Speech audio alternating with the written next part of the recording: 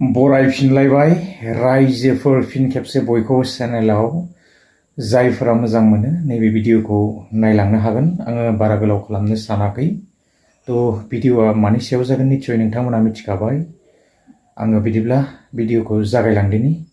मैयाहाय मोनसे भिडिअ आङो आपल'ड खालामदोंमोन मोनाबिलिनि समावहाय आरोना।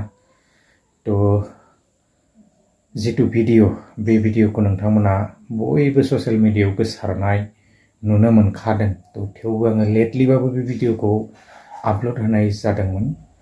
थ' जोङो नुनो मोनदों बेवहाय बेबायदिनो माखासे निउसफोरावहाय जोङो FIR निबो बेबस्था लानायखौ।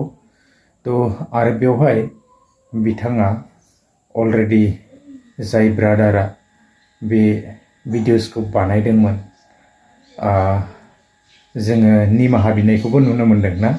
एक्सुअलि भिडिअखौ मानो बानायदोंमोन आङो बेखौ दा बारा मोजाङै मिथिला आरोना। ट्रेन्डिंआव थानायखायसो बानायदोंमोन ना फानि हिसाबैसो बानायदोंमोन। दा जियानो हक जोङो आयेनखौ आखायाव दैखांनानै रावबो लानो नाङा ना। आयेन दङ आरो सरकार दङ। थ' सरकार थासेयावबो जोङो दिनै ससियेल मिडिया प्लेटफर्मखौ मोनदों होननानै ना गावनि गोसो बायदियैनो जुदि भिडिअफोरखौ आपल'ड खालामनो हायोब्ला बा बानायलाबायनानै जानला मोनला बुंनानै जोङो हगारनो हायोमोनब्ला जेबो खोथायानो गैयामोन ना। नाथाय बेबायदि जानाय नङा। जोंनियाव माने दावराव दावसिनि थासारिखौ बांसिनै सोमजिहोयो जेराव।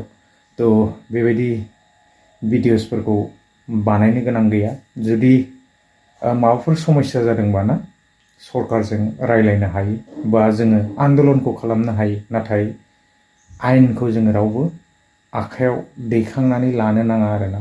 सरकार दङ थ' सरकारजों रायलायनो हायो।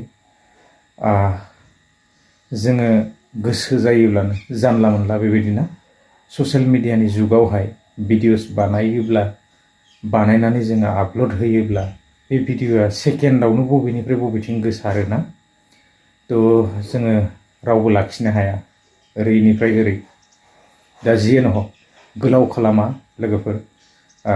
बिथाङाहाय निमाहा बिनायखौ जोङो नुनो मोनखादों ना। दा आङो एसे क्लिप्सखौहाय होलांदिनि। आङो गोलाव खालामनो सानाखै। भिडिअआ बेसेखिनियानोमोन। नेक्स्ट भिडिअ लोगो मोनगोन। गोजोन्थों। बाय बाय। जय संताल, जय आदिवासी। सबसे पहले मैं माफी चाहता हूँ ये बोडो लोग से। मैंने कुछ भी बोल दिया गलत सलत, सो आई एम वेरी सॉरी। ये जो वीडियो वायरल हो रहा है मैंने ही बनाया था, तो ऐसा गुस्सा में बना दिया, इसीलिए माफी चाहता हूँ आप लोग से, बोडो भाई बहनों से। ऐसा वीडियो गलत सलत बोल के ऐसा वीडियो देखने को नहीं मिलेगा। तो आई एम वेरी सॉरी, माफी चाहता हूँ आप लोग से। ऐसा नहीं बोलना चाहिए था। मैंने कुछ भी गुस्सा में बोल दिया तो माफ कर दो बोडो लोग से। मैं माफी चाहता हूँ।